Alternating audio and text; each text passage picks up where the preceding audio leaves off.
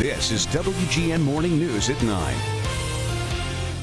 Coming up, it's the thing all the cool kids are talking about. The Botanic Backyard this morning is all about growing veggies from seed. You're going to tell us a lot more about that, Paul. Yeah, it's going to be amazing. But in the interim, let me bore you with a little local weather. Fine. Okay. But man, once we get to that seed thing, watch the ratings kaboom. All right, we got a winter storm on the way. We'll see snowfall totals. I feel pretty confident we'll see a good part of Chicagoland pick up over 6 inches of snowfall by the time this thing clears out of here, at least 6.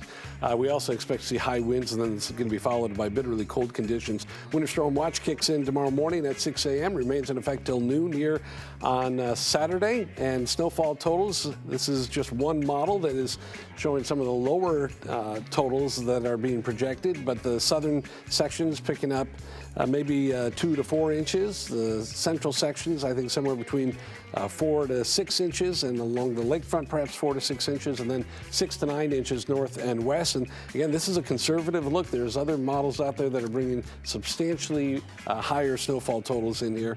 And as we get a little bit closer, we'll have more confidence in kind of moving towards those, if that is indeed the appropriate choice. Anyhow, today 33 with mostly cloudy skies, 34 here tomorrow. That snow could start as early as 10 o'clock tonight. We'll watch tomorrow morning. There's a chance that it could switch over to a mix of rain and snow, and we'll see how far north that tracks, but that will impact our snowfall totals. And then all snow Friday afternoon, Friday night, and into Saturday morning. It's going to turn quite windy. We could see snow coming down heavily at times, and that'll certainly make travel more complicated here Friday night into Saturday morning.